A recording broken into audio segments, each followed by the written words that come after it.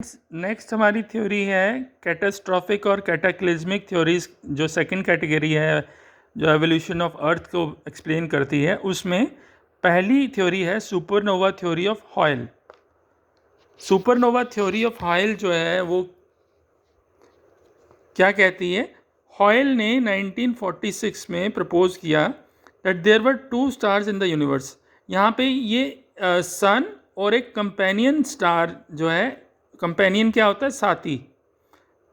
उसके बारे में उसका कंसेप्ट जो है हॉयल ने दुनिया के सामने रखा कि यहाँ शुरुआत में यूनिवर्स में स्पेस में दो स्टार्स थे, एक प्रिमिटिव सन, प्रिमिटिव होता है पुराना, और एक companion star. The companion star exploded as a result of exhaustion of its hydrogen fuel. Students, हमको पता है कि हर एक स्टार जो है वो लाइट एमिट करता है, और लाइट कहाँ से आती? Light is a form of energy and that comes from fuel. हमें एनर्जी कहाँ से मिलती है? फ्यूल से। और स्टार में, सन में फ्यूल क्या है? That is hydrogen gas. तो यहाँ पे क्या हुआ कि जो कंपेनियन स्टार था, जब उसकी हाइड्रोजन फ्यूल ख़त्म हो गया, एग्जॉशन होता है ख़त्म होना, जब ख़त्म हो गया तो वो एक्सप्लोड कर गया, फट गया। This explosion of the companion star resulted in the spread of a huge volume of dust and gaseous mass. तो जब एक्सप्लोजन हुआ तो कंपेनियन स्टार में से जो है खूब सारी डस्ट और गैसेस निकली। The explosion also cause the nucleus of the star to be thrown beyond the gravitational reach of the companion star.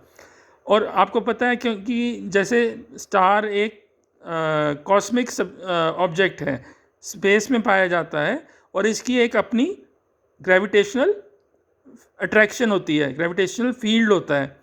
तो जब इसकी ग्रेविटेशनल फील्ड, जब एक्सप्लोजन हुआ तो इसकी ग्रेविटेशनल फील्ड से जो इसका न्यूक्लियस था, न्यूक्लियस क्या होता है? सेंटर, वो बाहर की तरफ, इसके ग्रेविटेशनल फील्ड के बाहर जाकर स्पेस में चला गया। The gaseous matter coming out due to the violent explosion started moving around the primitive sun in a disc shaped manner. और चूंकि इसका न्यूक्लियस इस कंपेनियन स्टार से अलग हो गया, तो जो गैसियस मैटर था, जो गैसेस इसमें से निकली एक्सप्लोजन के बाद, वो प्रिमिटिव सन के आसपास एक डिस्क शेप में घूमने, रोटेट करने लगी। The matter of the disc later on became the building material of the future planets. और यही जो डिस्क का मैटर था वो बाद में जो है फ्यूचर प्लैनेट्स बनाए उसने, फ्यूचर में, भविष्य में उसने प्लैनेट्स बनाए, और हमारी अर्थ जो है इसी तरह बनी है। ये थ्योरी है, रॉबर्ट हॉयल ने हमें ये थ्योरी दी थी। The next theory regarding the origin of earth was given by Otto Schmidt, जिसको हम कहते हैं meteorite hypothesis. The meteorite hypothesis assumes the formation of the sun and the planets from different sources. Meteorite hypothesis क्या assume करता है, क्या मानता है कि सन और जो 8 planets हैं वो अलग अलग sources से बने हैं. At some stage in the sun's evolution, it captured a cold cloud of dust and gas with its own considerable angular momentum. तो किसी स्टेज में एवोल्यूशनरी हिस्ट्री में, सन की एवोल्यूशनरी हिस्ट्री में, उसने क्या किया? डस्ट और गैस का एक कोल्ड क्लाउड जो है उसको कैप्चर कर लिया। कैप्चर मीन्स उसको अपने अंदर कैद कर लिया with its own considerable angular momentum. और ये जो कोल्ड क्लाउड ऑफ डस्ट और गैस था, इसका अपना एक एंगुलर मोमेंटम था। मोमेंटम क्या होता है? मोमेंटम एक तरह की फोर्स है जो किसी ऑब्जेक्ट को, या तो angular momentum is the force which keeps a rotating object in its rotational motion, जो घूमते हुए ऑब्जेक्ट को लगातार घूमने में मदद करता है, उसको हम एंगुलर मोमेंटम कहते हैं। तो गैस और डस्ट का जो ये कोल्ड क्लाउड था, ये इसका अपना एक एंगुलर मोमेंटम था। Rotation in the sun's strong gravitational field led to a complicated redistribution of the meteorite particles by mass, density and dimensions, with the result some of them whose centrifugal force was weaker than the force of gravity collapsed into the sun. तो जब सन के gravitational force field के अंदर ये जो rotating cloud था, इसके सन के ग्रेविटेशनल फील्ड के कारण इसमें रीडिस्ट्रीब्यूशन हुआ मीटियोराइट पार्टिकल्स का. So what are meteorite? Meteorites are rock particles, huge rocks which move in the space में मूव करते हैं. और जब इनका रीडिस्ट्रीब्यूशन होता है, इनका एडजस्टमेंट हुआ according to their mass, density and dimension. Mass क्या होता है? उसका वेट. और डेंसिटी हो गया कितना रेशो है मास और वॉल्यूम का. और डायमेंशन हो गया उसका साइज़. तो जब इनका रीडिस्ट्रीब्यूशन हुआ तो उससे क्या हुआ कि वो पार्टिकल्स, वो मीटेराइट पार्टिकल्स जिनका सेंट्रीफ्यूगल फोर्स हमने पढ़ा था पहले बच्चों. सेंट्रीफ्यूगल फोर्स क्या है? इट इज़ अ फोर्स जो कि एक ऑब्जेक्ट, रोटेटिंग ऑब्जेक्ट जो है, जब वो दूसरे ऑब्जेक्ट के इर्द गिर्द घूमता है तो उसको वो एक फोर्स एक्सपीरियंस करता है जो उसको बाहर की तरफ फेंकती है. और यही सेंट्रीफ्यूगल फोर्स जो है, जब इन मीटेराइट पार्टिकल्स की सन की ग्रेविटेशनल फोर्स से वीक थी तो ये मीटेराइट पार्टिकल्स जो हैं क्या हुआ, सन में ही जाके कोलैप्स हो गए. As the particles started collapsing they collided with each other and accredited. और जब ये पार्टिकल्स कोलैप्स होने लगे तो ये आपस में टकराए और एक्रीशन हुआ. एक्रीशन क्या है? That these particles larger and smaller they condensed together to form large aggregates. ये आपस में इकट्ठा हो गए और बड़ा साइज का पार्टिकल बनाया है इन्होंने. These larger aggregates later form planets from the original meteorite material. और यही लार्जर एग्रीगेट्स जो हैं बाद में, जो कि शुरू में मीटेराइट मटेरियल थे, ये बाद में प्लैनेट्स में चेंज हो गया, प्लैनेट्स बना दिया इन्होंने. तो with this we complete the origin of earth. There are two theories. I will just summarise. मैं एक समरी में आपको एक्सप्लेन कर देता हूँ. एवोल्यूशनरी थ्योरी और कैटाक्लिज्मिक या कैटास्ट्रॉफिक थ्योरीज, ये दो तरह की थ्योरीज हैं जो ओरिजिन ऑफ अर्थ एक्सप्लेन करती हैं. एवोल्यूशनरी थ्योरीज में जो मोस्ट इम्पॉर्टेंट थ्योरीज हैं, they were given by Immanuel Kant in 1755, जिसको नेबुलर हाइपोथेसिस कहते हैं. और इसी थ्योरी में इमैनुअल कैंट ने क्या बताया? उसने बताया कि जो अर्थ है या जो 8 प्लैनेट्स है सोलर सिस्टम के, वो कहाँ से ओरिजिनेट हुए? वो ओरिजिनेट हुए क्लाउड ऑफ गैसेस से, जिसको हमने कहा सोलर नेबुला. और नेबुलर हाइपोथेसिस क्या होता है? An assumption that is made for the sake of an argument. हम कुछ कहते हैं कि ऐसा है तो उसके पीछे हम कोई एजम्पशन देते हैं, कुछ हम मानते हैं और उसके बेसिस पे हम आगे किसी से आर्ग्यूमेंट या अपना विचार रखते हैं. तो यहाँ हाइपोथेसिस है एक एजम्पशन. तो earlier arguments put forward by German philosopher Immanuel cantt.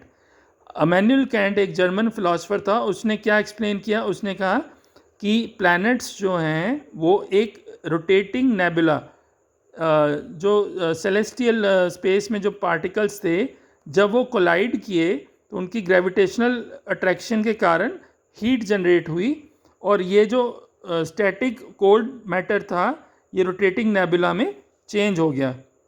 और जब ये रोटेटिंग नेबुला में चेंज हुआ तो इसमें एक सेंट्रीफ्यूगल फोर्स एक्ट करने लगी उसके इक्वेटोरियल प्लेन में, और रिंग ऑफ मैटर जो है वो बाहर की तरफ अलग हो गया इस नेबुला से.